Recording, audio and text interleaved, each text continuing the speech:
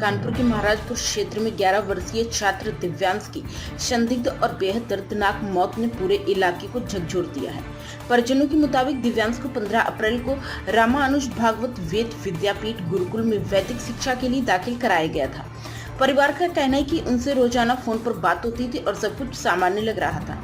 मंगलवार को भी परिवार की उससे बातचीत हुई थी, लेकिन बुधवार सुबह अचानक एक रिश्तेदार के जरिए सूचना मिली कि दिव्यांश सीढ़ियों से गिर गया और गंभीर रूप से घायल हुआ। परिजनों का आरोप है कि इस सूचना के कुछ ही समय बाद गुरुकुल संचालक कन्हैयालाल मिश्रा कार से दिव्यांश का शव लेकर गांव पहुंचे और घर से थोड़ी दूरी पर शव छोड़कर मौके से फरार हो गए। जब परिजनों ने शव देखा तो उनके होश उड़ गए। बच्चे के शरीर पर करीब 40 से 45 चोट के निशान पाए गए।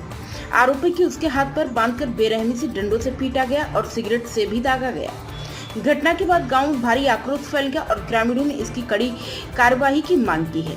पिता नरेंद्र द्विवेदी की तहरीर पर पुलिस ने गुरुकुल संचालक और चालक के खिलाफ हत्या और साक्ष्य मिटाने की धाराओं में मामला दर्ज कर लिया है और आरोपियों की तलाश में लग गई। महाराजपुर की पुलिस ने दोनों आरोपी सौरभ मिश्रा व सावित्री अवस्थी को मध्य प्रदेश से गिरफ्तार कर कानपुर लेकर आई।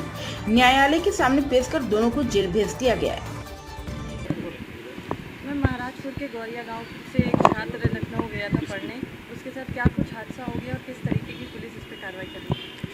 कल 22 अप्रैल को महाराजपुर पुलिस को सूचना मिलती है कि गौरिया गांव में एक गाड़ी आती है एक 11 साल के बच्चे को लेके और वहां माँ बाप के पास छोड़ के चली जाती है। जब और वो मृत अवस्था में उसको लाया जाता है।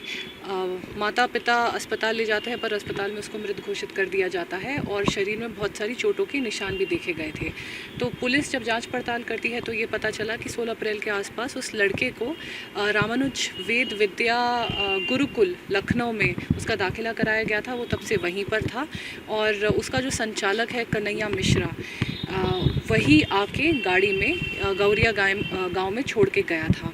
तो जांच पड़ताल में फिर ये भी पाया गया, हम लोगों ने लखनऊ टीम भेजी, वहाँ गुरुकुल में हम सब ने कैमरे देखे, एनवीआर रिकवर किए और कन्हैया मिश्रा भी हमारी अब हिरासत में है और उसने ये बताया है कि बहुत बच्चे को उसने काफ़ी मार पिटाई की है और पोस्टमार्टम रिपोर्ट में भी काफ़ी चोटों का खुलासा हुआ है और प्राइमा फेची चोटों के कारण ही उस बच्चे की मृत्यु हुई है।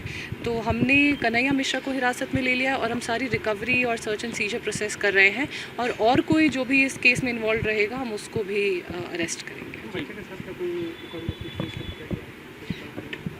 प्रथम दृष्टया तो कहीं से भी ये नहीं पता चल रहा था, परंतु अभी पोस्टमार्टम रिपोर्ट आएगी, उसका प्रॉपर एनालिसिस करके हम लोग ये बताएंगे कि क्या क्या हुआ था। प्राइम संदेश न्यूज से शकील अहमद की विशेष रिपोर्ट।